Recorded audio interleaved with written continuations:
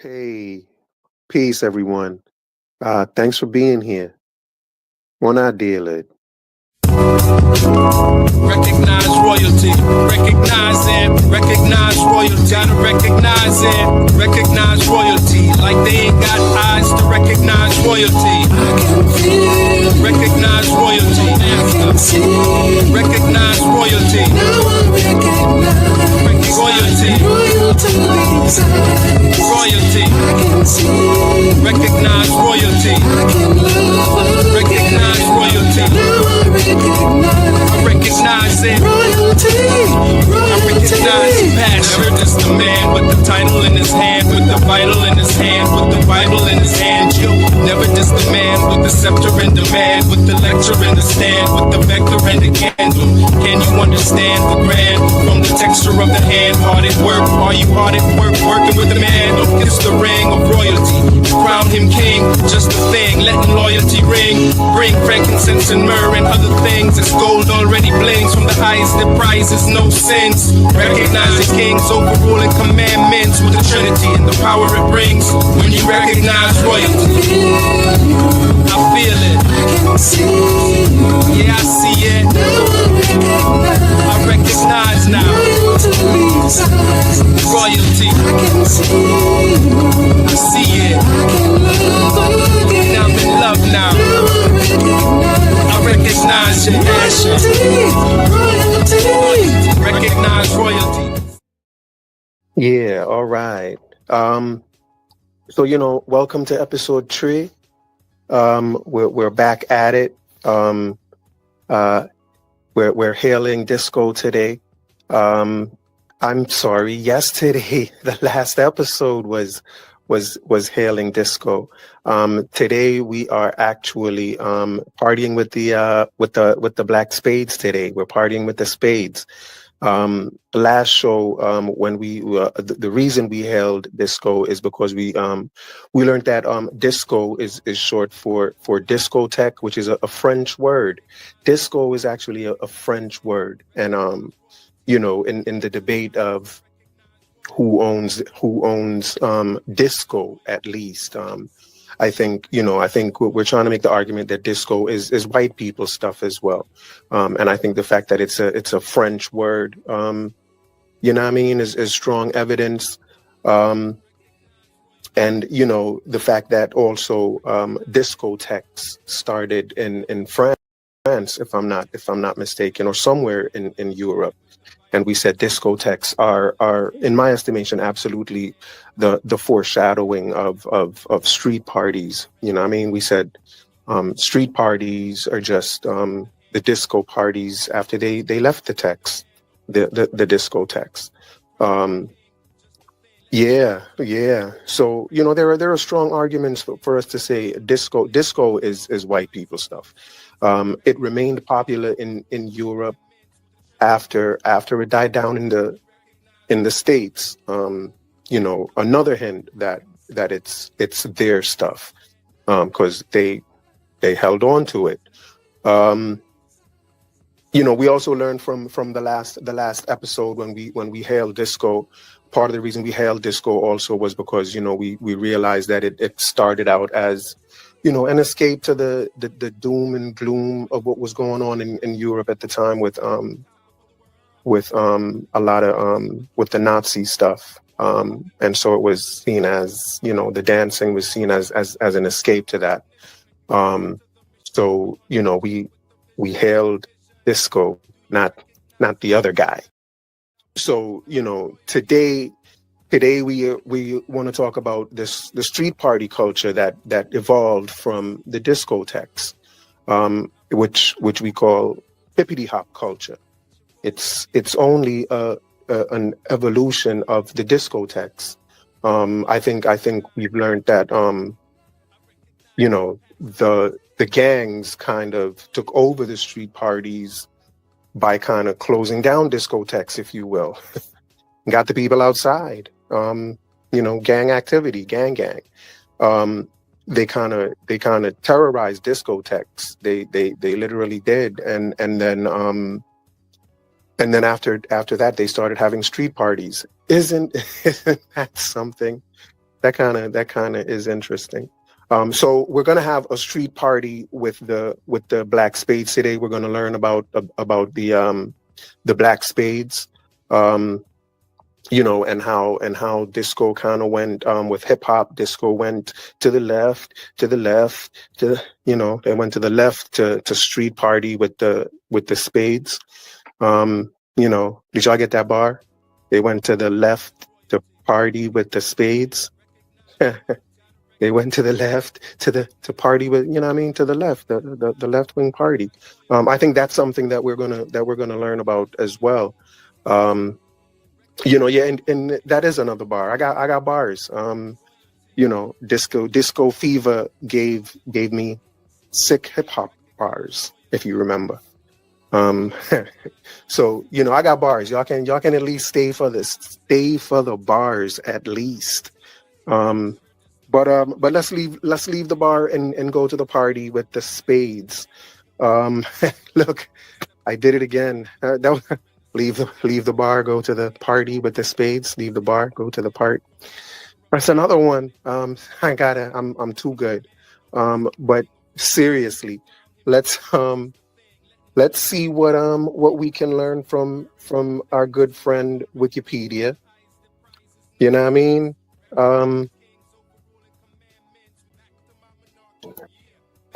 Yeah. Let's do the wiki and see what we can see. Yeah, so it says the Black Spades were a mostly African American street gang, which started in the Bronx during the late 1960s and gained popularity in the 70s. The gang began to spread from the Bronx to Manhattan, Queens, Brooklyn, Staten Island, New Rochelle, New Jersey, Massachusetts, and Connecticut by the late 1980s. During this period, Latino and white members were more common. The Black Spades, during this period, Latino and white members were more common. The Black Spades have made a comeback in 2019 with more members joining. They are now TBS New Direction, a community service group championing anti-violence initiatives and providing food distribution for the food insecure. Yeah, that's interesting. I've noticed, even with the idea of gangs, you know, terrorizing discotheques and then having the people leave the discotheques and then having parties outside. That's kind of interesting. It's the same way, like, with the idea that they're now a new organization that's championing anti-violence. You know, that's kind of interesting that they morph into groups. They kind of start street wars and then morph into a group that fights against street wars. You know what I mean? They terrorize, they get the people out of the discotheques, then throw parties outside. That's interesting, isn't it? Yeah, that's interesting. It's like they steal your phone, then help you look for it. Yeah, that's crazy. That's interesting though. But anyway, let's continue reading and see what else we can learn about the Black Spades. Yeah, so a little more history about the Black Spades. The gang originated in 1968 in the Bronx Dale houses in the Soundview section of the Bronx. Although rumor says they were originally named the Savage Seven, the name from the start was the Black Spades. The Black Spades officially formed in Junior High School 123 on Morrison Avenue in Soundview, originally a teenage street organization. The Spades followed the teachings of the 5% Nation, Malcolm X, the Nation of Islam, and were influenced by the Black Panthers and the Weather Underground organization. That's interesting. Under the leadership of the original president, David Brockington, who was a member of the Nation of Islam, the Spades organized to fight against the racism and bigotry in the Soundview, Glasson Point, Parkchester, Castle Hill, and Throgs Neck neighborhoods of the Bronx. The 1st Division Black Spades policed and protected Bronx jailhouses from the rise in crime, drug dealers, and heroin addicts who began to take over the community. Yeah, I guess this is kind of all making a little more sense to me now. Because they said they started in a junior high school, right? So these were teenagers, and so just the idea of them organizing to fight racism in their neighborhood just seemed like a lot for teenagers to be doing. It just seemed as if they were formed. Now it's kind of clear that the Black Spades was a larger organization. They were a larger organization, and they had a division of, I guess, younger children, and so that's kind of how it all. So they were formed for a specific reason. These were 13-year-old kids, so it sounds as if they were being recruited to join the gangs for a very specific reason. And when you hear about who they're following, like people like the 5% Nation, Malcolm X, NOI, you can see that there sounds to be, it's not just kids, it's grown-ups involved in this whole scheme, if you will. And that's interesting. So they are in gangs, these are kids that are in gangs. So these are badass kids, but then they are in gangs that are organized to fight racism and bigotry. So, they're good ass, badass kids.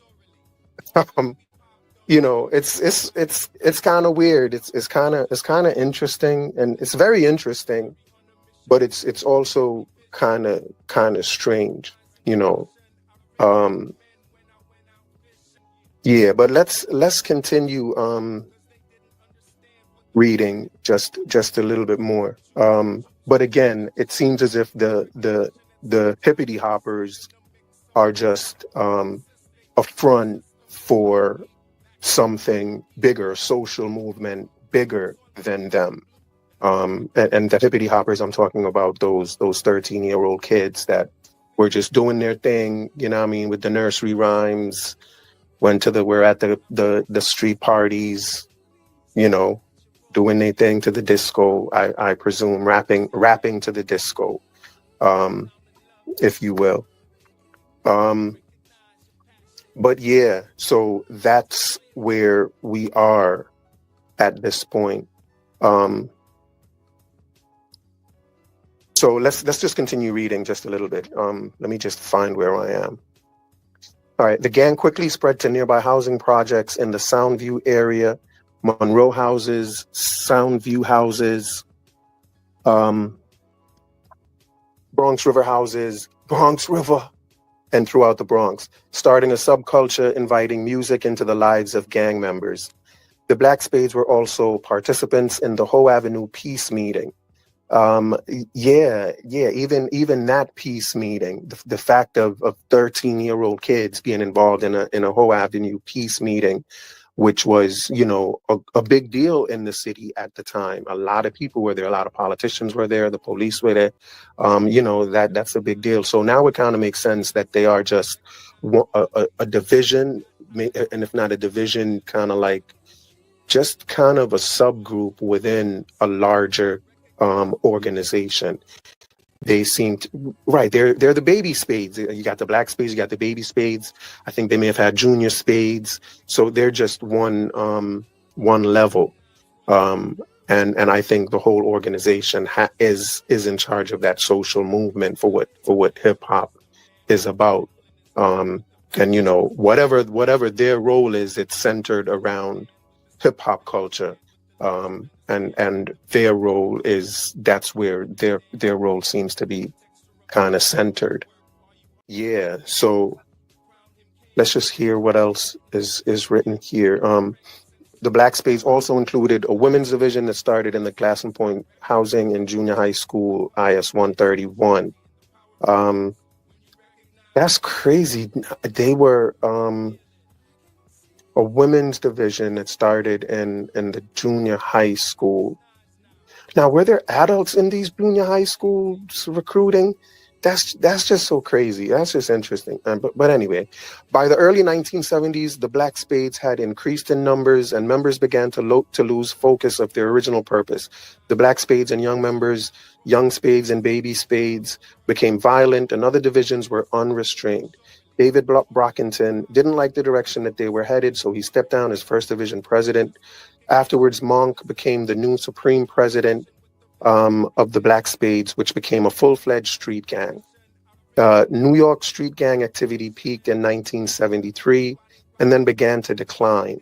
Reasons for this decline included violence and drug use, as well as a move to the burgeoning hip-hop culture in park jams, block parties, and clubs.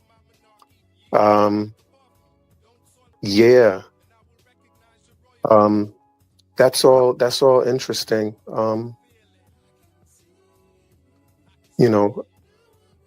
But let's continue to read. I don't think we've read anything that's of interest at this point. But wait, maybe this will be. Afrika Bambaataa was a member in a Black Spade First Division First Chapter, then joined the Bronx River Houses Black Spades 10th Division before becoming a famous hip-hop DJ. He went on to form the Universal Zulu Nation on November 12, 1973, with several members following him. I told y'all these were some badass baby kids, right? Like the kids that started it, since these are the gang member kids, these are baby kids. And it looked like Bambaataa is baby. Like, that's pretty much what this is. Hippity hoppers that are claiming hip hop are claiming Bambaataa as their father. Because it sounds as if, Afrika Bambaataa is behind the whole, recruiting these kids as part of that gang. You know what I'm saying? And doing what he's doing. Afrika Bambaataa is your father. He's the father of hip hop, if you ask me. You know what I'm saying? And you can have him. You can have him as your father. Let's hope it works out better for you than for them other kids. Allegedly. But y'all are children of Afrika Bambaataa and the Zulu Nation. That's who the hippity hoppers are. That's who y'all are. But let's read a little more. There's Cool DJ Herc. Yes. The Jamaican brethren. Bo. Are you stop? No, let me stop. Let's see. Cool DJ Herc, an early hip hop music pioneer. So this is referring to Kool Herc as a pioneer. You know what I mean? And that's good because, you know what I mean? He didn't create hip hop. Nope. That's all Bambaataa. Baby created hip hop for his kids. So it's not Kool Herc. So it says Kool Herc, an early hip hop music pioneer, credits gangs, including the Black Spades, with getting the hip hop scene started. Gangs, including the Black Spades. And you know what I mean? The Black Spades looks like Bambaataa was running the Black Spades. Bambaataa is your father. Bambaataa and the Zulu Nation. You know what I mean? That's who created hip hop. Afrika Bambaataa and the Zulu Nation created hip hop. You know what I mean? Excuse me, let me switch that. They took white people's music and switched it up and created hip hop. You know what I'm saying? But it's still white people stuff. You know, the same way they took white people's music and mixed it and scratched it and break it or break beat it. The same way they just take people's music and do what they want with it is the same way they took white people's culture, disco culture. They took disco culture and remixed it and scratched it and broke it. You know what I mean? And created hip hop culture. But that's all it is. It's just remixed disco culture. But it's white people culture nonetheless. It's the gang version of white people culture. But it says DJ Kool Herc credits the Black Spades with getting the hip hop scene started. It started coming together as the gangs terrorizing a lot of discotheques back in the days. Man, exactly. They were terrorizing the discotheques.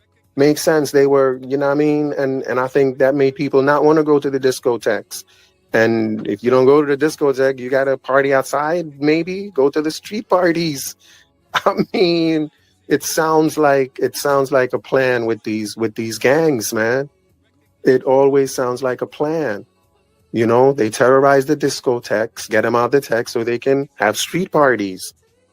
You know, and it's the same thing they do with even the street wars. They create street wars, and then after that they create anti-violence movements against street wars.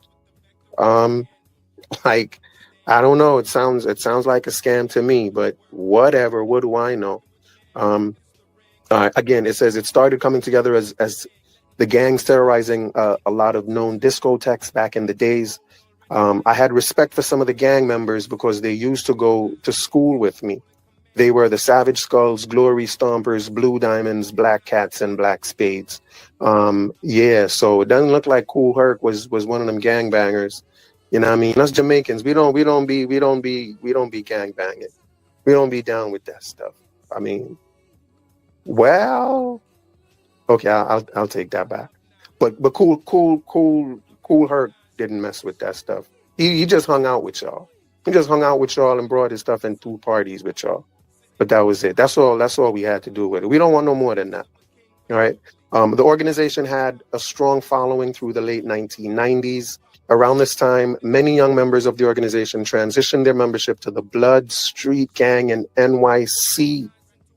The Bloods. So the Bloods are East Coast and the Crips are West Coast. Like, you know what I mean? You can't have hip hop history without and a history about gangs without mentioning the Bloods and Crips. Bloods ran the East Coast as far as, and then the Crips are West Coast. I wonder if that has anything to do with the social movement.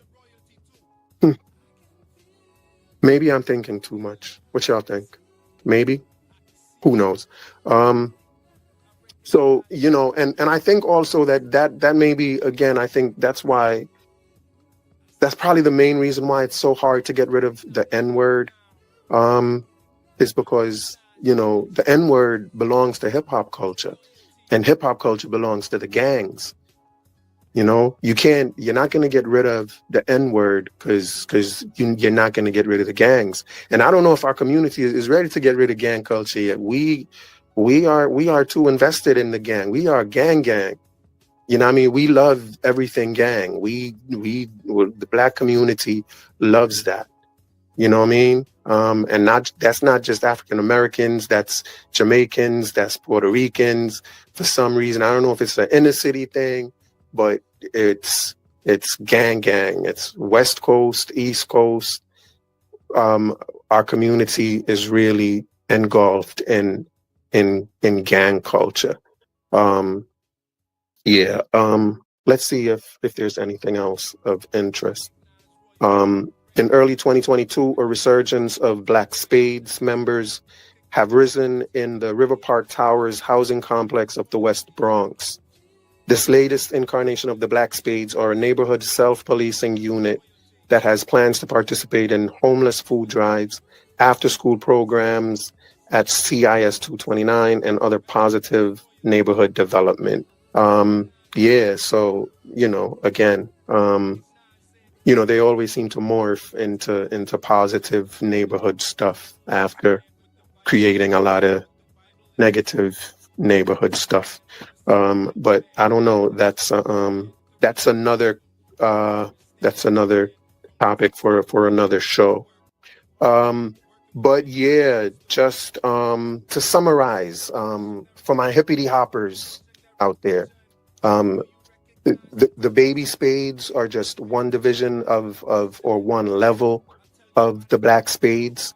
So they're just really, they're just really children with, they're pawns, if you will, in whatever the social movement of hip hop was and really is. This is a movement centered around gang culture. It's centered around drug culture, and it's centered around sexual promiscuity. And that's what disco culture was as well. Disco culture was the drug culture and the sex promiscuity. What hip hop added was just the gang culture to it. There it is. Disco is drugs and sexual promiscuity, and hip hop is just gang activity added to that. That is what is added to disco to make it hip hop. So you didn't really add music. If anything, you added gang culture to what was going on, or gang activity to the whole movement. So gang activity, drugs, promiscuity, which, right now, P. Diddy is the poster boy for. P. Diddy is hip hop. Yeah. And the history of hippity hop is the history of Afrika Bambaataa and the Zulu nation. That's really, what it is. And so another question is what were they about? What was going on with Bambaataa and the Zulu nation, and the whole, just everything else? What else were they involved with in terms of the movement with creating hip hop? And we may go there next, in terms of what direction we take for this rabbit hole, as we go down in the rabbit hole and see where it takes us. Yeah. So I think we've touched on everything. Nothing else left to say at this point, other than, look out for part 4, man. Part 4 is coming. Part 4 is coming.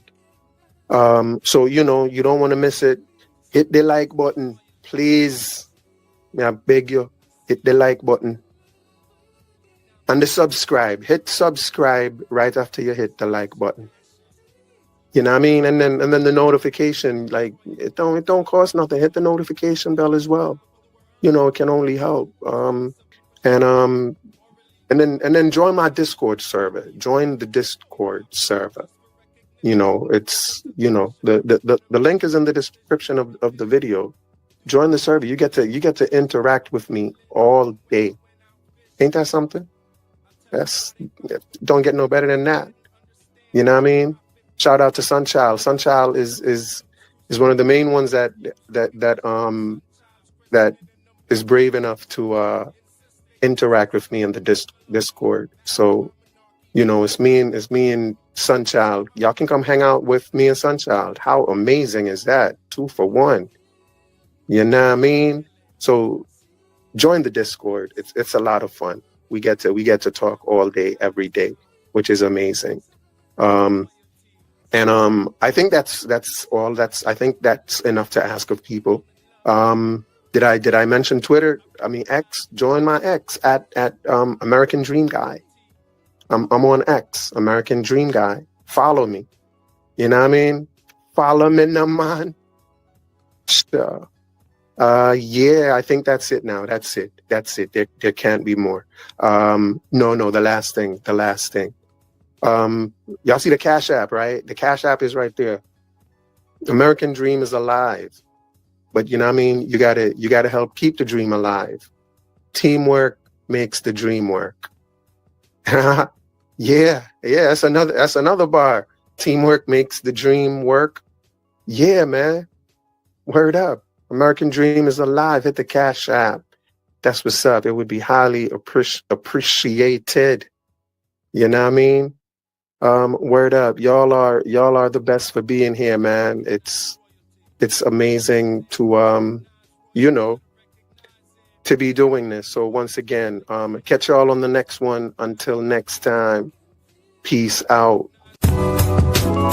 Recognize royalty, recognize it, recognize royalty, gotta recognize it, recognize royalty, like they ain't got eyes to recognize royalty. I can feel, recognize royalty, I can see, recognize royalty, now I recognize royalty, royalty inside, royalty, I can see, recognize royalty, I can love, recognize royalty, now I recognize it. I recognize passion. Never just the man with the title in his hand, with the vital in his hand, with the Bible in his hand. You never just the man with the scepter in demand, with the lecture in the stand, with the vector and the candle.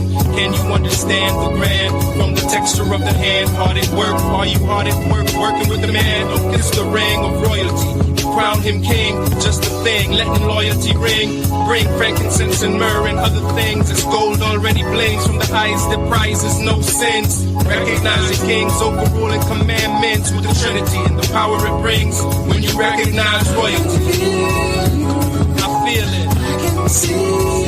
Yeah, I see it. I recognize now. Royalty. I see it. Now I'm in love now. I recognize your passion. Recognize royalty. Sunrise royally. Sitting on top of the world. I vibe morally. Status of a king for surely. Morally, we pop on things till we stop the impurity. We pop them just for recognition. Listen to the missionary on a mission with the visionary vision. Do you recognize intuition? I'm reeling men when I went out fishing. I'll tell you why they rocked the boat. Cause they didn't understand what the prophet wrote. What's the conniption? Choose the Jews' crucifixion and refuse recognition at son child's christening in the mix of some. Insist they fix the system from malarkey back to my monarchy. Yeah, back above me. Don't soil my purple and blue, and I will recognize your royalty too. I can feel you. I feel it. I can see you.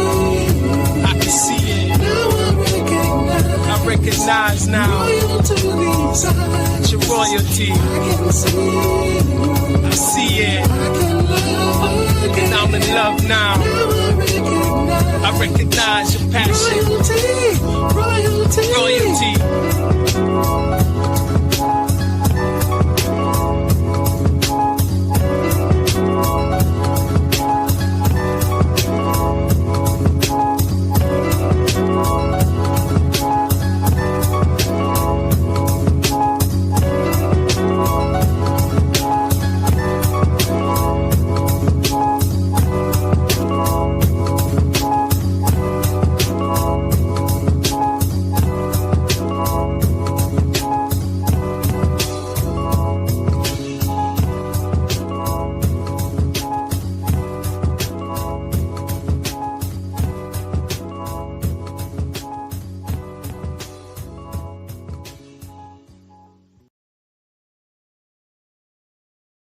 Hey, peace, everyone.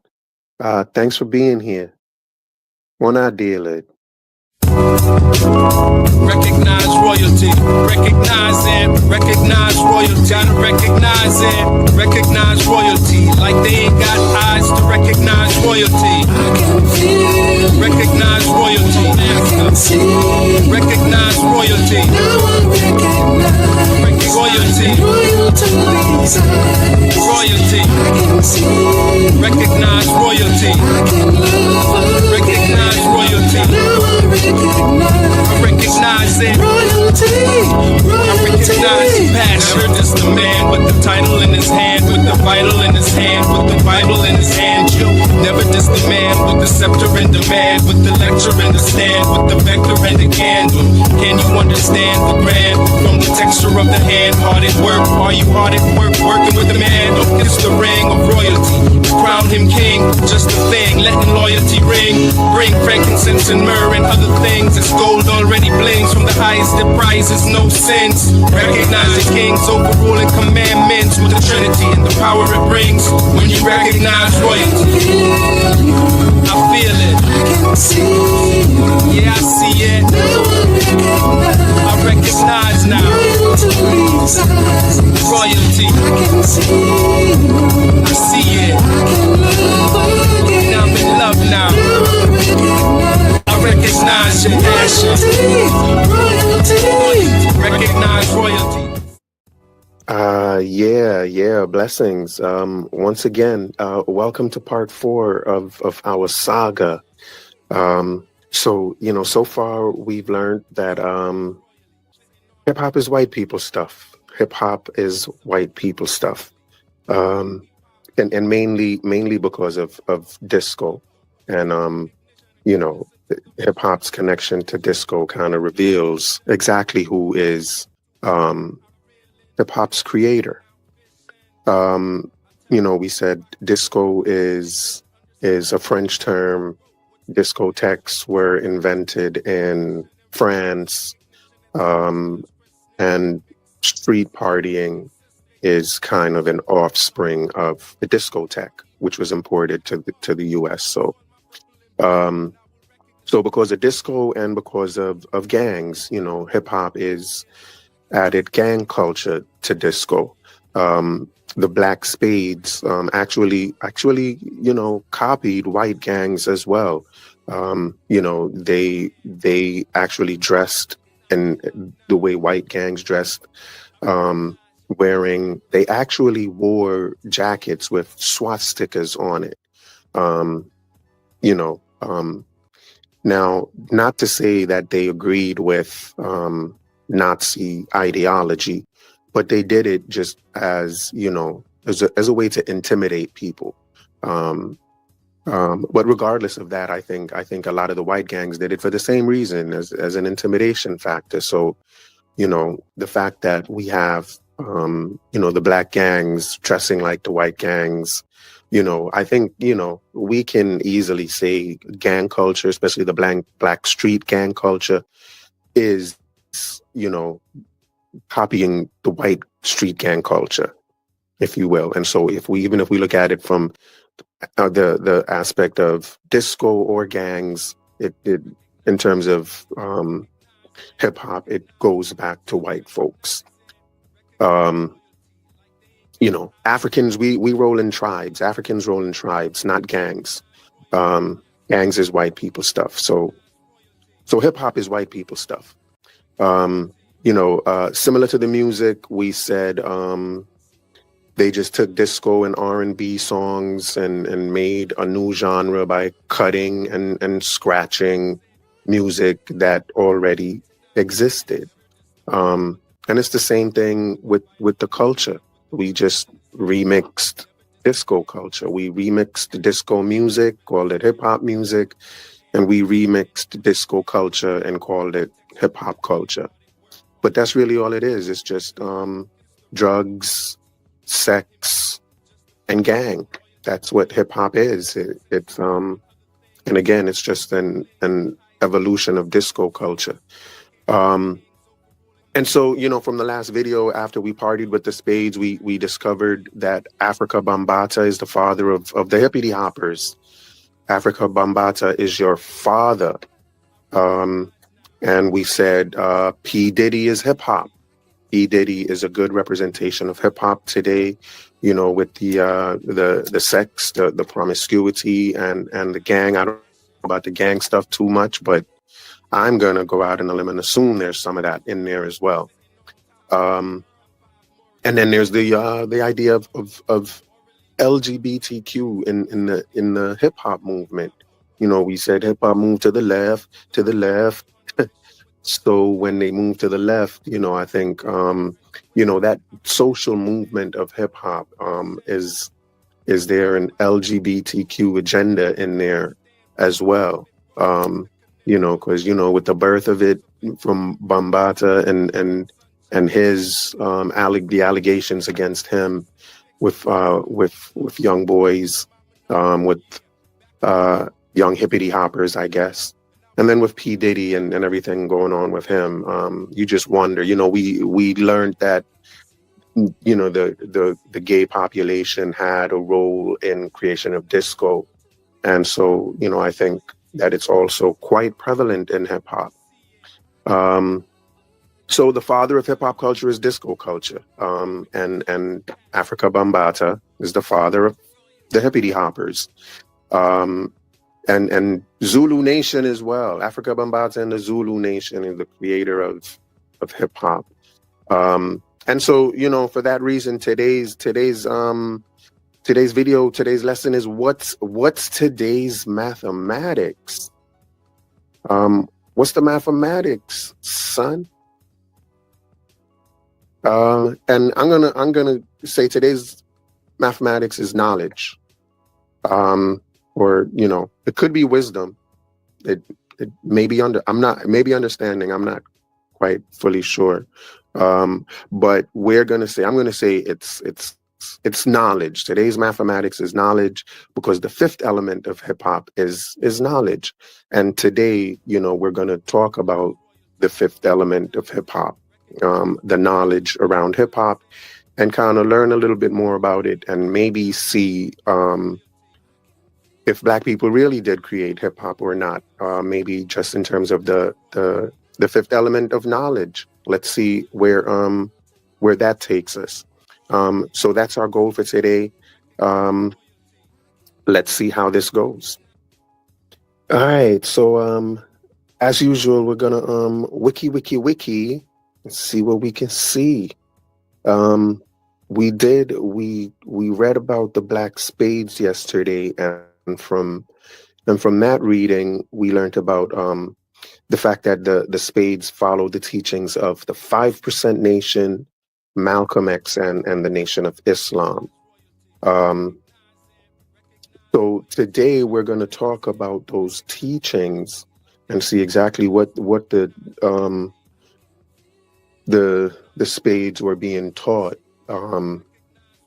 Because as someone that grew up in the Bronx,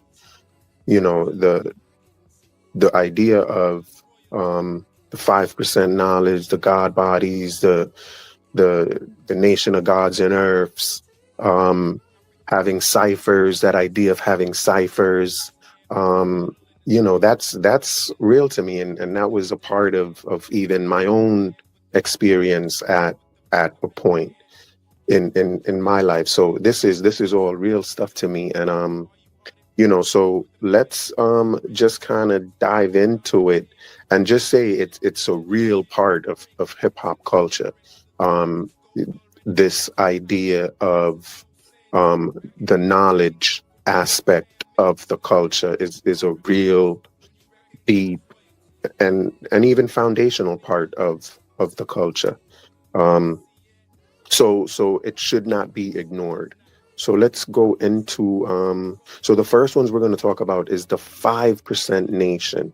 So let's see what it says about them, if we can. It says the 5% Nation, sometimes referred to as the Nation of Gods and Earths, or the 5%ers, is an Afro-American nationalist movement influenced by the Nation of Islam that was founded in 1964 in the Harlem section of the borough of Manhattan, New York City, by Clarence 13X, who was previously known as Clarence Edward X.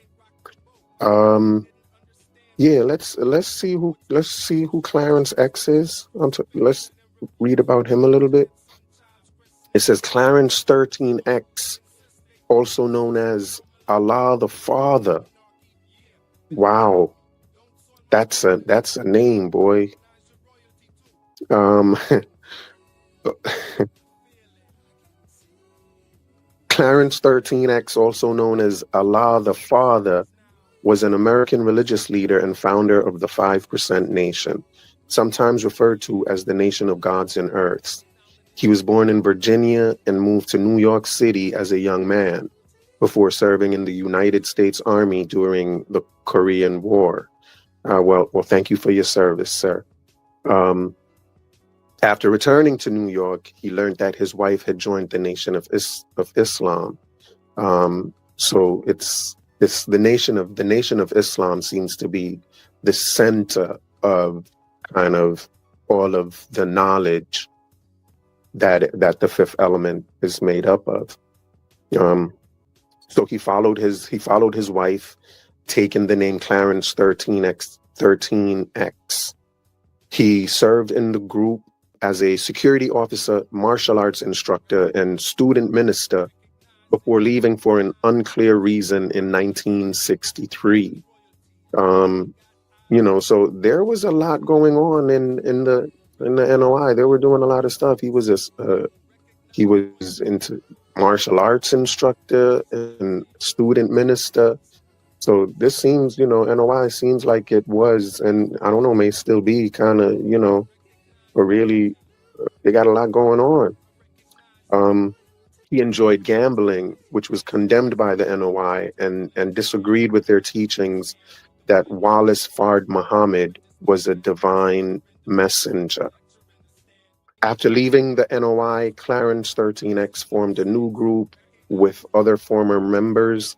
He concluded that all Black men were divine and took the name Allah to symbolize this status. He rejected the belief in an invisible God, teaching that God could be within each Black man. In his view, women were earths that complemented and nurtured men. He and a few assistants retained some NOI teachings and pioneered novel interpretations of them. They ascribed teachings to the meaning of letters and numerals. Understanding the meaning of each letter and number was said to provide deep truths about God and the universe.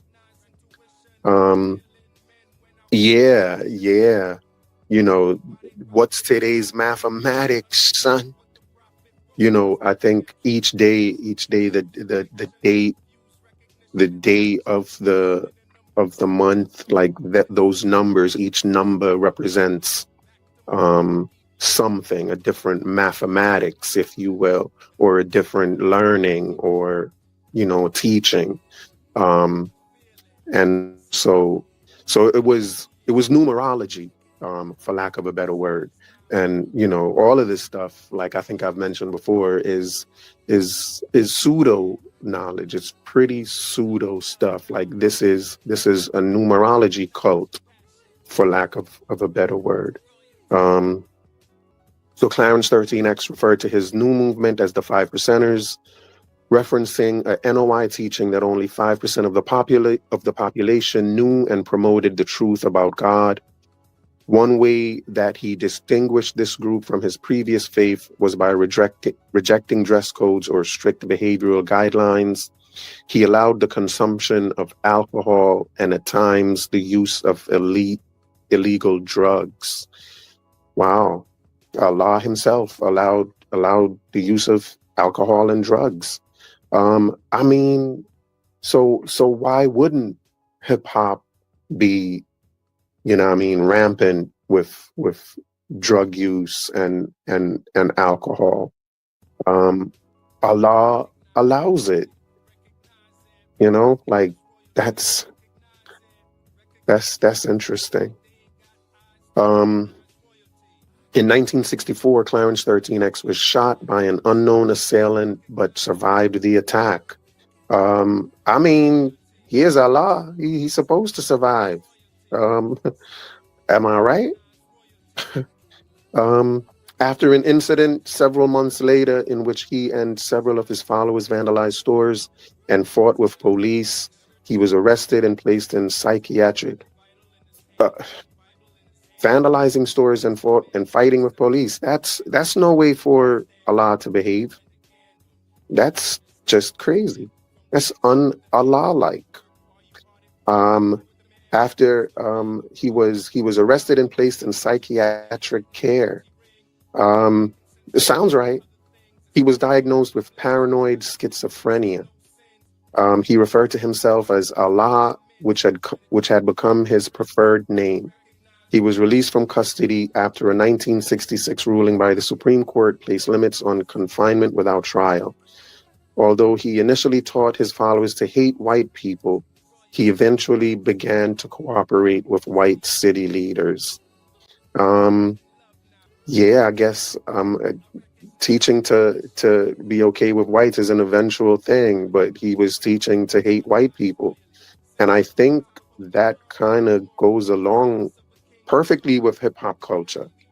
You know what I'm saying? The fact that yeah, there's just a lot of hate for white people everywhere nowadays.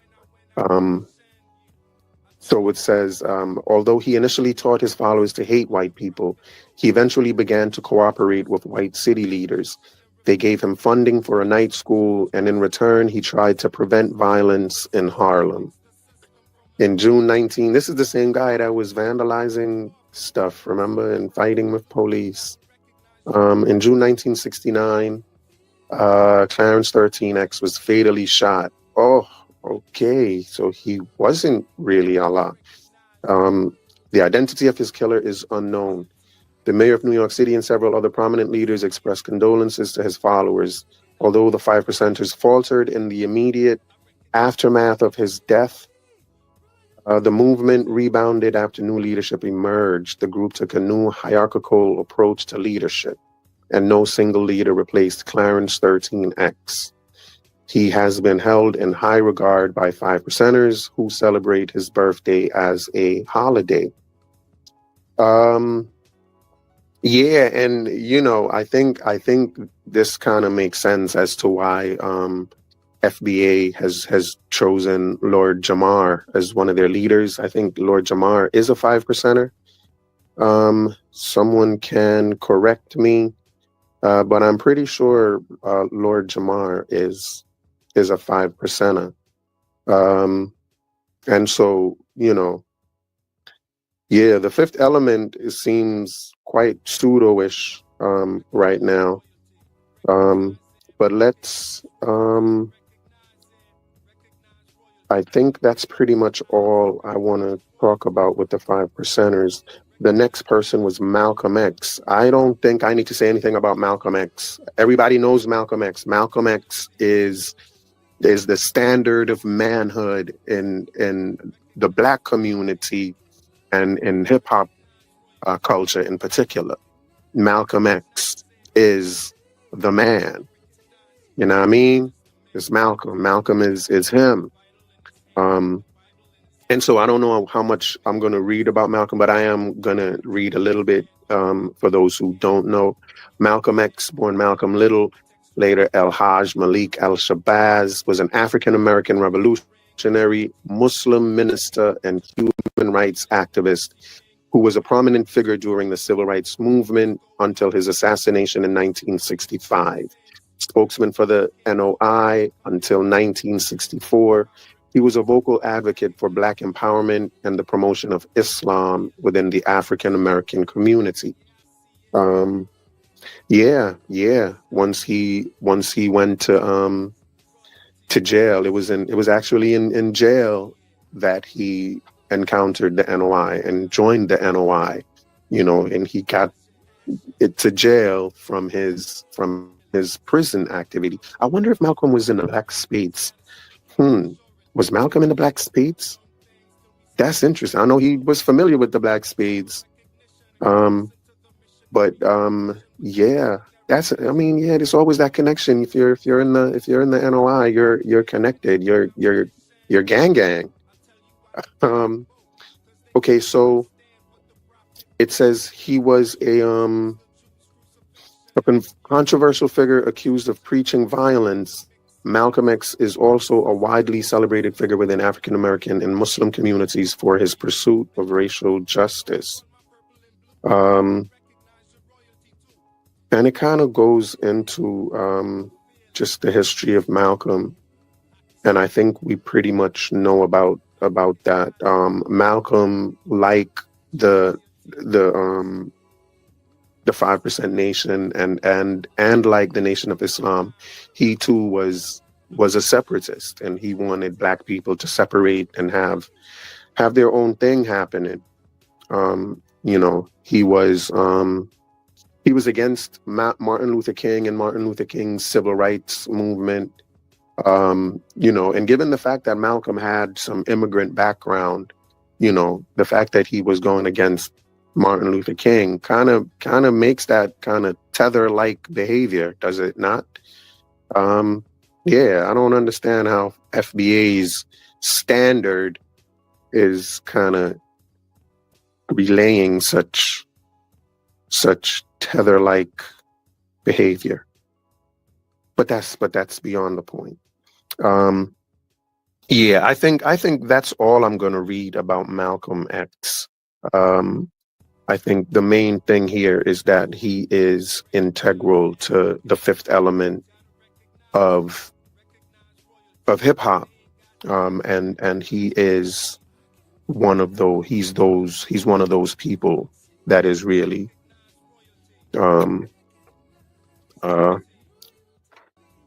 respected in the culture. So last but not least is the Nation of Islam. Let's just talk about the Nation of Islam a little bit. It says the Nation of Islam is a religious organization founded in the United States by Wallace Fard Muhammad. Yeah, by Wallace Fard Muhammad in 1930. Maybe we should look into Wallace Fard Muhammad, see what he was about a little bit. Wallace Fard Muhammad, among other names, was the founder of the Nation of Islam. It says he arrived in Detroit in 1930 with an ambiguous background and several aliases, and proselytized syncretic Islamic teachings to the city's Black population. His group taught followers to abandon old slave names in favor of new names that were bestowed on new members. Fard's movements similarly taught Black pride and Black exceptionalism, saying that the Black man is the original man, and teaching that the white race were devils created by eugenics. The group preached abstinence from drugs, alcohol, pork, and out-of-wedlock sex. Yeah, the Black man is the original man. I think that's also one of the teachings of the 5%ers. The Black man they are the gods of the universe. They actually created civilization, you know? So I think here we can kind of see the beginnings perhaps of why Black Americans take credit for everything. You know what I mean? They are the ancient Egyptians. They are the Abos. They're the Moors, you know, and why wouldn't they be? They created civilization. They're the mothers and fathers of civilization.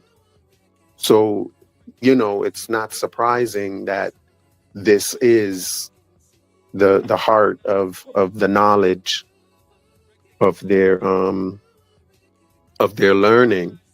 You know, we was more than Kangs. We was more than Kangs. We was gods and earths. We're a powerful people. Yeah, but I digress again. let me read a little more about Fard Muhammad. Let me read a little more about him. Um, so the group preached abstinence from drugs, alcohol, pork, and out of wedlock sex. So, at least he didn't promote drugs and alcohol. Good for him. Good for you, Fard. Um, After one of Fard's followers, clearly psychotic, performed a human sacrifice. Ooh, okay, human sacrifice was happening. Yeah, but he was clearly psychotic. Let's roll with that. Fard was briefly arrested. Fard was set free, but he was ordered by police to depart Detroit and not return. Wow, get out. Like, even though this guy was psychotic, it looks like they said Fard, was kind of, I don't know, they kicked him out. They felt he was responsible somehow. You know what I mean? But they said to get out and don't come back. But instead, he continued to return to the city, where he was spotted by police in 1934 after repeated arrests and death threats. Fard left Detroit and ultimately disappeared. Elijah Muhammad succeeded Fard as leader of the NOI. Fard's teachings, in turn, influenced many, including Malcolm X, Clarence 13X, boxing legend Muhammad Ali, and indirectly basketball star Kareem Abdul-Jabbar. Next thing it goes into are his origins. So let me just read a little bit about Fard's origins. And again, I think this is important since he is kind of the heart, the center. The fifth element is centered around Fard Muhammad. So let's give him some attention. It says Fard's origins are uncertain, as Fard variously identified as white, black, Spanish, Arab, Afghani, and on one occasion Jewish. Scholar John Andrew Morrow describes Fard as a racial and ethnic chameleon, noting Farad lived in one of the most vicious, racist societies in the world, America. The conditions in which Black people and indigenous people lived here were horrific. Segregation was severe, bigotry abounded, white supremacy permeated everything. Lynches were a daily occurrence. There were columns in the newspaper titled "Today's Lynchings." Wow. Fard witnessed unspeakable horrors committed by genuine devils. Why would Master Fard pass for white? Who wouldn't? So I guess there was a lot of criticism for him passing for white, saying he was white, black, he passed for Spanish, Arab, Afghani. And, I guess this guy is excusing that and saying that, he was hiding who he was to kind of, I guess, bypass whatever was happening at that time. It goes on to say many scholars argue that Fard may have had been from the Indian subcontinent. On his World War I draft card, Fard identified as a citizen of Afghanistan, born in Shanghai. Fard reportedly spent time in the Ahmadiyya Mosque, a movement prominent in Pakistan. Used translations of the Quran from Pakistanis and bestowed Pakistani names on followers. Fard's teaching of the tribe of Shabazz may have been tied to Pakistan's shrine of Lal Shabazz Kalanda. Some speculate Fard was a Turk or a Greek. He had been known as Fred the Greek or Fred the Turk in 1908. Some claim Fard was a white man, perhaps from New Zealand. Fard indicated that background in records from 1920. In 1924, when he married a woman from Spanish ancestry, Fard claimed he had been born in Madrid, Spain. I will say though, I just don't think he's an African American. He doesn't look African American. He's Middle Eastern or something. Do I want to say he's white? He could be. He looks like a white man. He's more white than black. So even in this respect, we see that the fifth element goes back to a white man. At best, he's a Middle Easterner. So, hip hop's fifth element goes back to not a black man. These are not teachings of black people or of Africa. Islam is definitely not an African religion. And it says here that he was specifically into the Ahmadiyya mosque. Let's just read a little bit about what that was. That may tell us a little something more about who he is. Ahmadiyya, officially the Ahmadiyya Muslim Jamaat, is an Islamic messianic movement originating in British India in the late 19th century. It was founded by Mirza Ghulam Ahmad, who said he had been divinely appointed as both the promised Mahdi, or the guided one, and Messiah, expected by Muslims to appear towards the end times and bring about by peaceful means the final triumph of Islam, as well as to embody in this capacity the expected eschatological figure of other major religious traditions. So he was the same way Fard was everybody. He was white, black, everybody. This guy, the Mahdi, is every religious prophet ever. He embodied them all. Ahmadi thought emphasizes the belief that Islam is the final dispensation for humanity as revealed to Muhammad, and the necessity of restoring it to its true intent and pristine form, which had been lost through the centuries. Its adherents consider Ahmad to have disappeared as the Mahdi, bearing the qualities of Jesus in accordance with their reading of spiritual prophecies, revitalize Islam and set in motion its moral system that would bring about lasting peace. They believe that upon divine guidance, he purged Islam of foreign accretions and belief and practice by championing what is, in their views, Islam's original precepts as practiced by Muhammad and the early Muslim communities. Ahmadis thus view themselves as leading propagation and renaissance of Islam. So yeah, I think it's fair to say that's who Fard Muhammad was. And what's even more fair to say is that he was not a black man, so, and the fact that the entire fifth element is tied around him, the whole fifth element of hip hop is tied around Wallace Fard Muhammad and his teachings, which is the teachings of Islam. It's the teachings of Islam is what the fifth element boils down to. From the 5% nations, to Malcolm, to NOI, it's all around Fard Muhammad. So, in that respect, it doesn't get more pseudo than that. It really does not get more pseudo than that.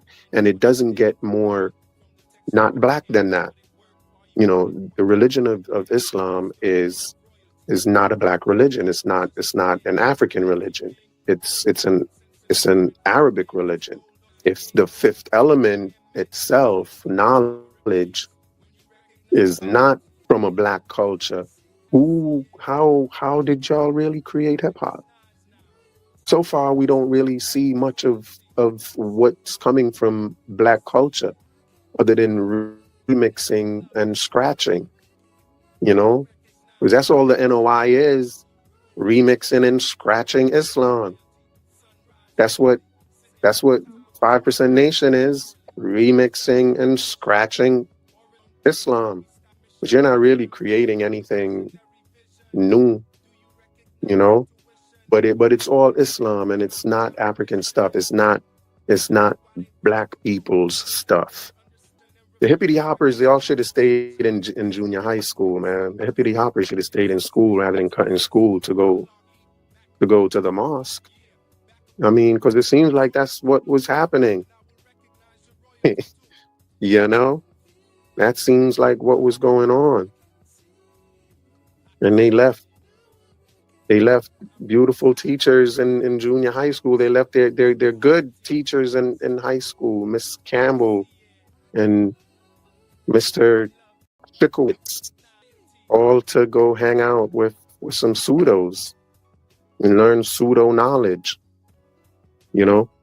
And I think that this is where the disrespect for traditional learning, or what we consider right learning, you know, learning, reading, writing, arithmetic, learning the sciences, that type of stuff, learning about physics and chemistry and civics, you know, civics, like stuff like that, learning to be good citizens. That's not what is promoted in hip hop culture. Hip hop culture is an anti-American culture. Like, it doesn't value what America values. Hip hop culture is an anti-American culture. From the gangs, from drugs, all of that is the sexual promiscuity. All of those things are anti-American values, you know, and they're being pushed on by a foreign religion into Black neighborhoods and kind of, you know, spoiling the brains and minds of the youth.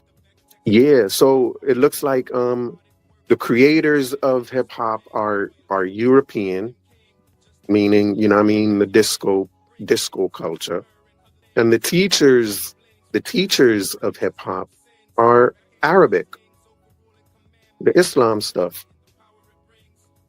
You know, that's all. That's what we've learned before, so far. Who your creators are and who your teachers are. Disco culture, white people culture, and Islamic culture, Arabic people culture. But it's not Black so far. I don't see where it's Black so far. So what's today's mathematics, Shun? I'm not sure if I had it right, but I do know that the math teachers ain't Black. So neither is the fifth element. You're Shun. I may not know what the mathematics is, but I know that the math teachers y'all had, Rod in them, they ain't Black. So again, neither is your fifth element. So what did Black Americans create? You know, it's crazy that, you know, white people, this is the last thing I want to say. You know, the N-word is the most widely used word in hip hop culture, and in American culture as a result of that. You know, but it's a hip hop word. You know, only people in the hip hop culture uses that word like that. You got to be hip hop for that. And white people created hip hop, but they can't use that word. Ain't that something? They created hip hop and they can't use the most widely used word in hip hop. That ain't right, man. They should be able to. No. I mean, if Fat Joe can use it, come on.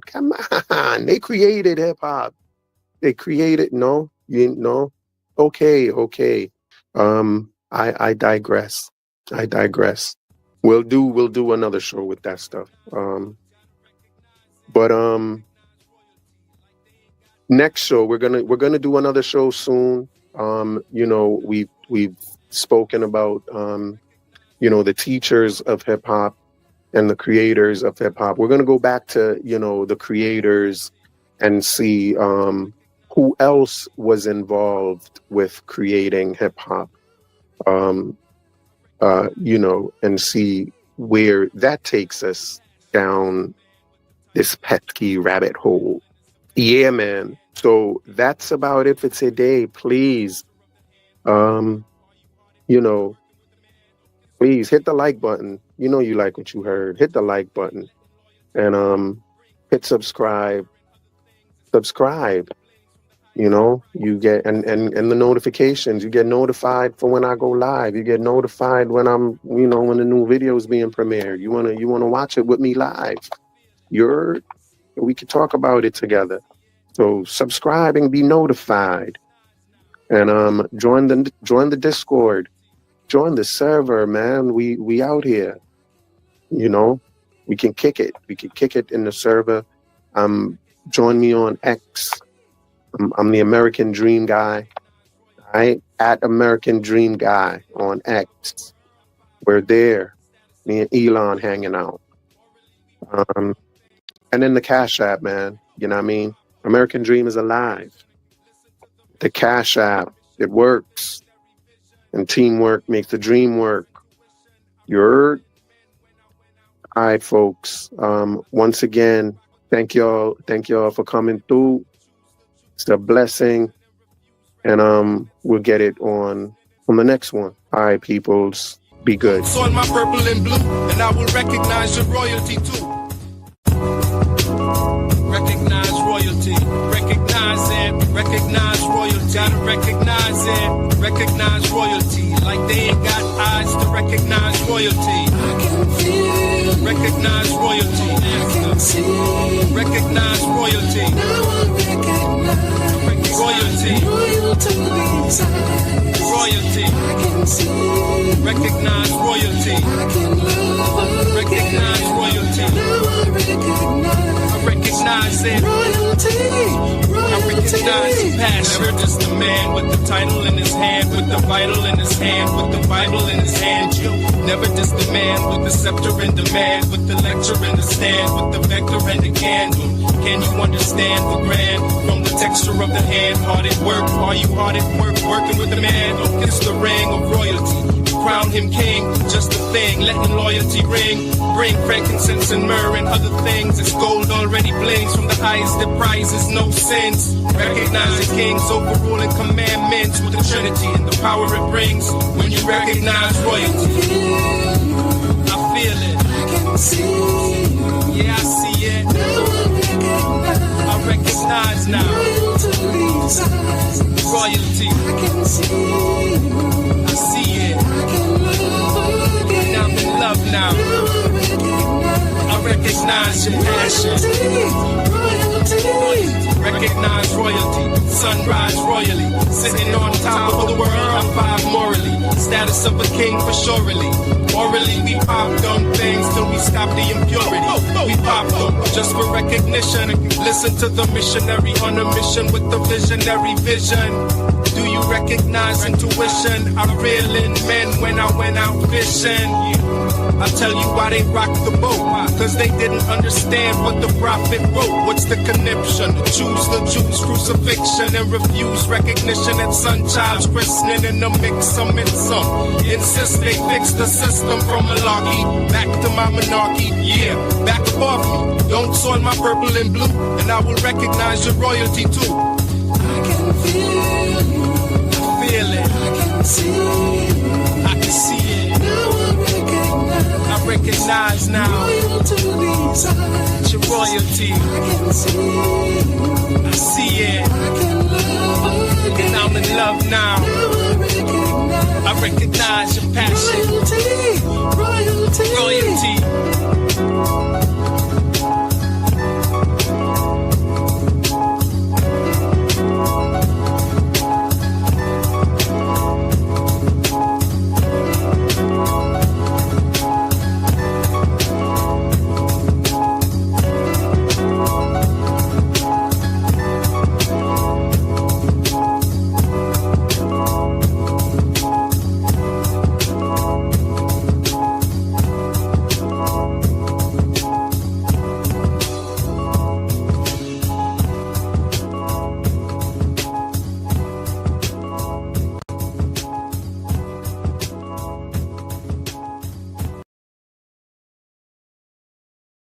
Hey, peace, everyone. Thanks for being here. One idea, lid. Recognize royalty. Recognize it. Recognize royalty. Gotta recognize it. Recognize royalty. Like they ain't got eyes to recognize royalty. I can feel. Recognize royalty. I can see. Recognize royalty. Now I recognize royalty. Royalty's eyes. Royalty. I can see.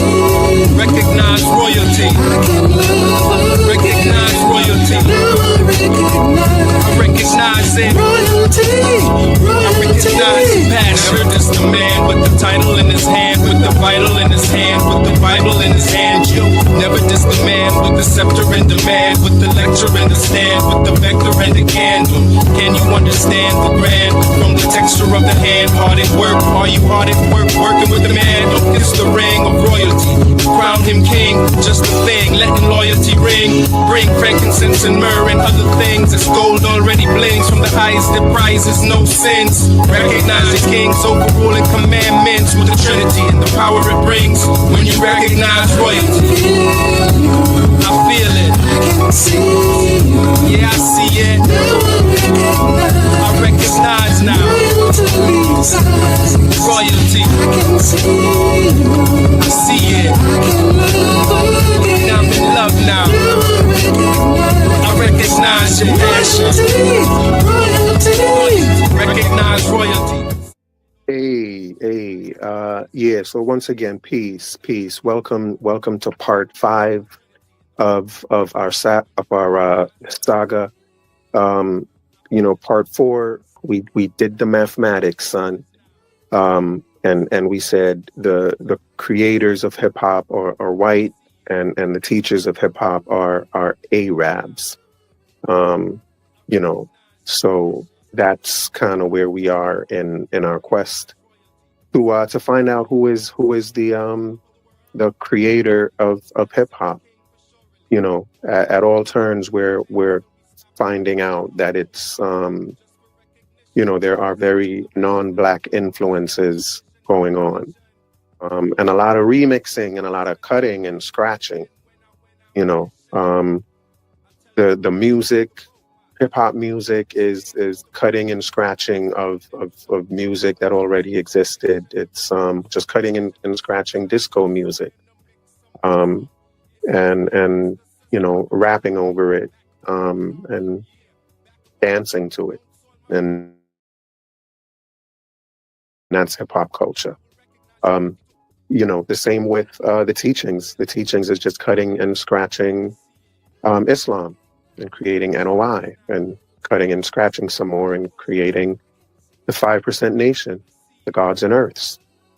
So that's where we are.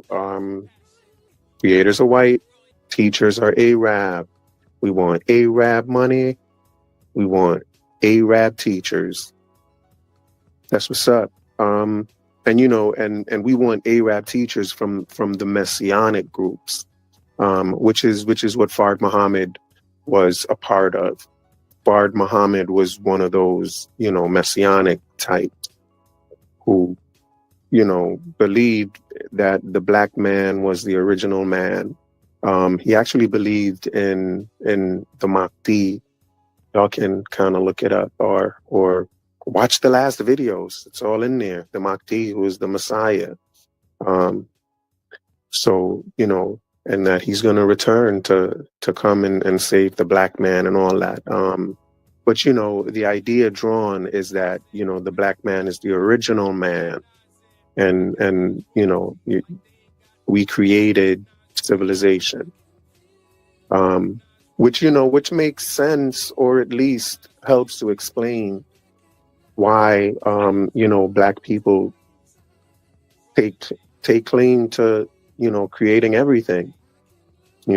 We created the Egyptian civilization. We created the Moorish civilization, the Moorish civilization that conquered Europe. We're native to America. We're the Abos. Anything great, that's us. And now even America, we created America. We're foundational Black Americans, So I'm wondering if just that whole idea of wanting to take credit for everything is kind of in our subconscious psyche somewhere, which is just residue from, our teachings that we are the original man and the creators of civilization. Create civilization. Why couldn't we create everything? Or at least take credit for it. um, yeah, but knowledge, we also said knowledge as the fifth element, even more importantly, is un-American. It's a separatist hate for white people. The white man is the devil ideology.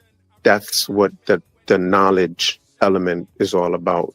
And it's also about drugs and sex and gang activity. Um, or maybe not the knowledge element, but hip hop in and of itself is gang, sex, and drug activity, and all of those things are un-American. That's the main idea: is that hip hop is an un-American culture. The creators are white, the teachers are Arab. It's an un-American system and an un-American culture. But today we're kind of gonna go back and look a little bit more on the creators of hip hop. We're gonna talk about that a little bit more and kind of see where it takes us. Yeah. All right. So here we go. So the next thing we want to do is we want to take a little hippity hop to the candy shop. That's our next move in our adventures. And what that means is we're going to take a look at the origin of the term hip hop. So, as usual, we're going to wiki. Let's see what we can see. So it says the origin of the phrase hip hop is unknown, but a very old example of the phrase appears in scene 2 of an anonymously written satirical play from 1671 called The Rehearsal, thought to be written by George Villiers, 2nd Duke of Buckingham, and others. Wow. Imagine that. Imagine that. The very phrase hip hop goes back to the Duke of Buckingham. Isn't that special? Yeah, man. That's so lovely. So yeah, the phrase itself goes back to a play written by the Duke. A character in the play named Bays says, "I is not I gadha." Or to go off hip hop on this occasion is 1,000 times better than any conclusion in the world. I got this play. That was pretty good. I give myself kind of like a 8.72 out of like a 8.76. That was pretty good. That was pretty good. This play and 2 other later sources are mentioned as an entry, hip hop, in a multi-volume dictionary from 1901 called A New English Dictionary on Historical Principles. This is in that plays from 1671. From 1671, from the Buckingham Palace. And it was written, it's written in an entry in 1901. And the definition is hip hop, or a reduplication of hop with alternation of lighter and heavier vowel, like drip drop, tip top, with hopping movement with successive hops. A similar phrase, hippity hop of unknown origin, goes at least back to the 1800s and appears in a poem, Spring Weather, written by Elizabeth Cummings, published in an 1882 children's magazine called Wide Awake. Look at that, hippity hoppers. Y'all go all the way back. back. That's 19th century. That's 17th century. Wow. Y'all been hippity hopping for a long time. Yeah. But yeah, a similar phrase, hippity hop, of unknown origin, goes back to the 1800s and appears in a poem, Spring Weather, written by Elizabeth Cummings, published in an 1882 children's magazine called Wide Awake. The illustrated poem begins, hippity hop to the candy shop, 4 little men in a row. And the phrase appears a few more times. Hippity hop to the candy shop, 4 little men in a row. The hopping depicted in the illustration seems to cross over later to describing dances such as the Lindy Hop. So hippity hop, the hopping depicted in the illustration, hippity hop is now describes dances such as the Lindy Hop.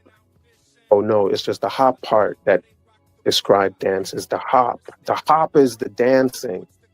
The hop is the dancing. OMG. And what's the hip? Let's see. So the hopping depicted in the illustration seems to cross over later to describing dances such as the Lindy Hop, or that happened later. Yeah, okay, which began in Harlem in the late 1920s. Later dance parties in the 1970s with DJs predated rap music, but rap music would evolve out of them. Later dance parties in the 1970s with DJs predated rap music, but rap music would evolve out of them. That's that disco we was talking about. In an article in Medium, Jeff Chang writes, Father Amde Hamilton of the influential rap precursors, the Watts Prophets, told me that when he was growing up along Central Avenue in 1950s Los Angeles, the older folks used to call teen house parties them old hippity hops. them old hippity hops is what the old folks would call the disco parties. That right? Yeah. Hippity hops. The earliest known instance of hip hop as a compound phrase in a song lyric is in a song about dancing by the doo-wop group. Is a song about dancing by the doo-wop group, the Dovels, in 1963 called You Can't Sit Down.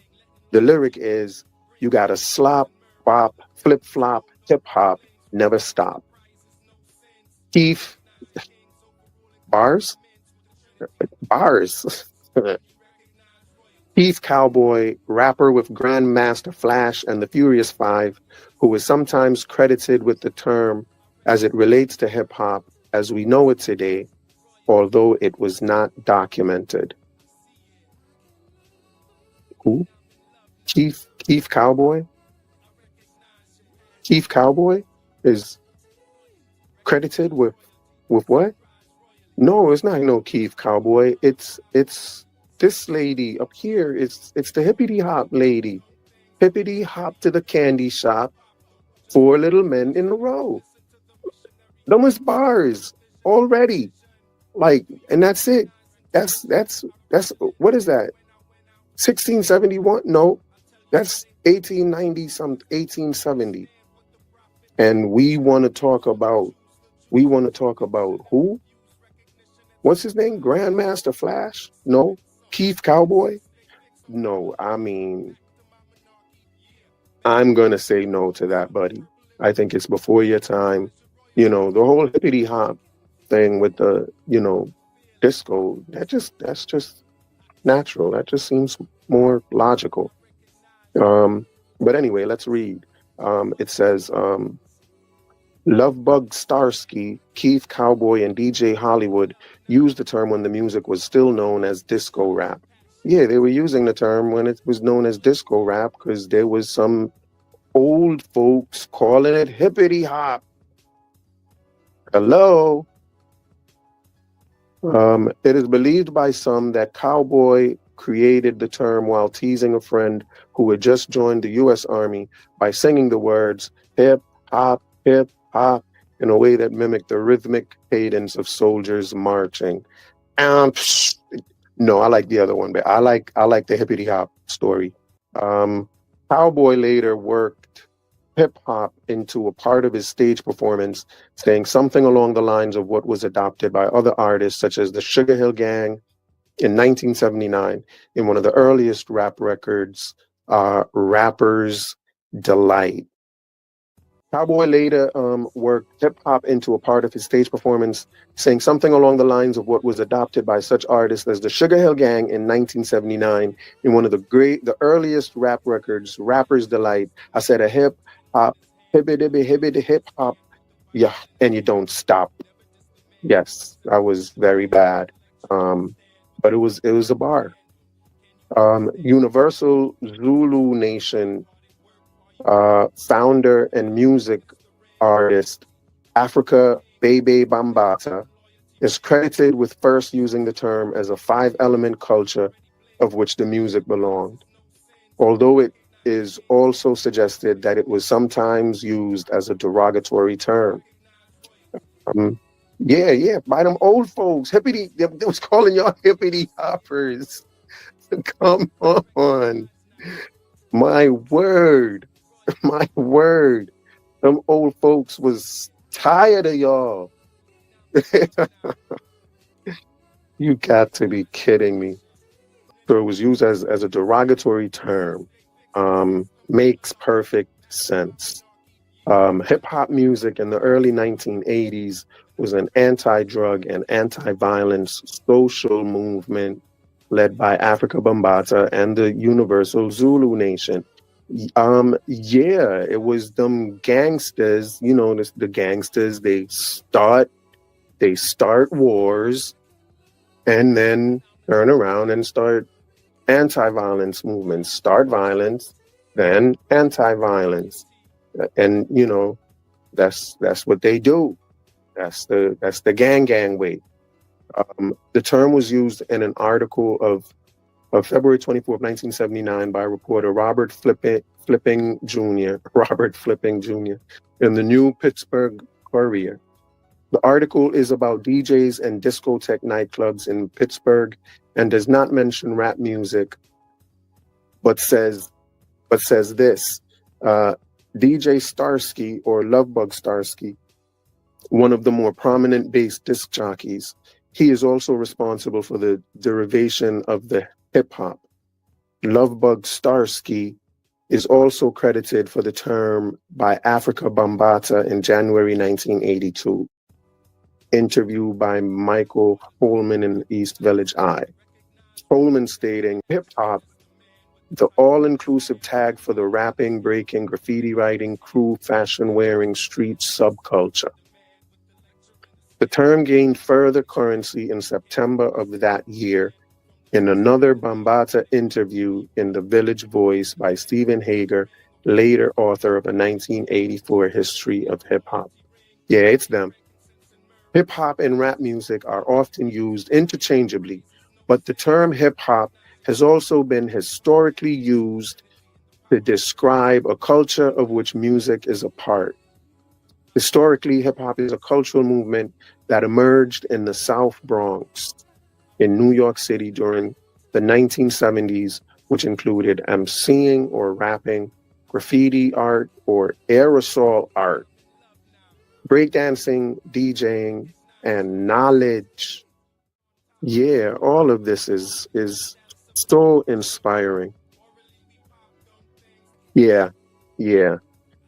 This is, the rabbit hole has been very, hold on, I'm not even going to say that. Yeah, man, this has been very revealing. So, the term disco is white, the term hip hop is white. The hippity hoppers, the old folks calling them like that is just so natural to me. It makes sense to me. It's hippity hop is old white folks, you know what I mean, just being annoyed with the young white folks with their loud music, that damn disco. Don't you see it? Damn it, you hippity hoppers. That's what hip hop is. Yeah, you know. So hippity hop to the candy shop, 4 little men in a row. You know? I mean, it's a bar. You know, I can hear it now. Hippity hop to the candy shop, 4 little N-words in a row. This is hip hop. This just feels right to me. This just feels right to me. You know, I think this is like a very exciting ride and glance through the corridors of hip hop history. This is awesome. Can't wait to see where we go next. You know what I mean? So, you know, so far it's all white people. Black people are there cutting and scratching. We cutting and scratching, you know, and we're cutting and scratching white people stuff. We're just remixing white people stuff. You know, in a court of law, they can claim it. In a court of law, they can claim it. I'm telling you. And if in a court of law they can claim it, in a court of law they should be able to claim the use of the N-word. I'm kidding. Or am I?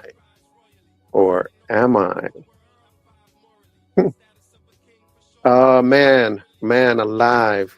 Listen, you know the routine. Hit the like button. Subscribe. Hit notification. A lot's gonna happen. Join the Discord. American Dream is alive. You know, I'm on X. American Dream Guy. And you know, Cash App. Teamwork makes the dream work. So, you know, if you want the dream to work, it takes teamwork. Hit the Cash App. American Dream is alive. That's the hashtag. American Dream is alive. You heard? Let's do this. Peace and blessings. We out. See y'all on the next one. Recognize royalty. Recognize royalty. Gotta recognize it.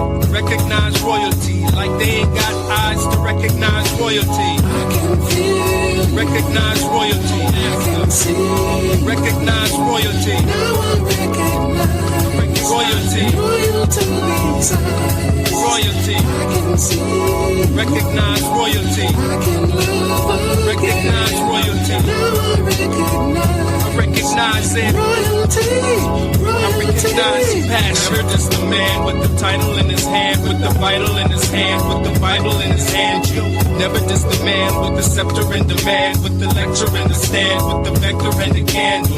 Can you understand the grand from the texture of the hand? Hard at work, are you hard at work working with the man? It's the ring of royalty. Crown him king, just a thing, letting loyalty ring. Bring frankincense and myrrh and other things. It's gold already blings from the eyes that prizes no sins. Recognize the king's overruling commandments with the Trinity and the power it brings. When you recognize royalty, I feel it.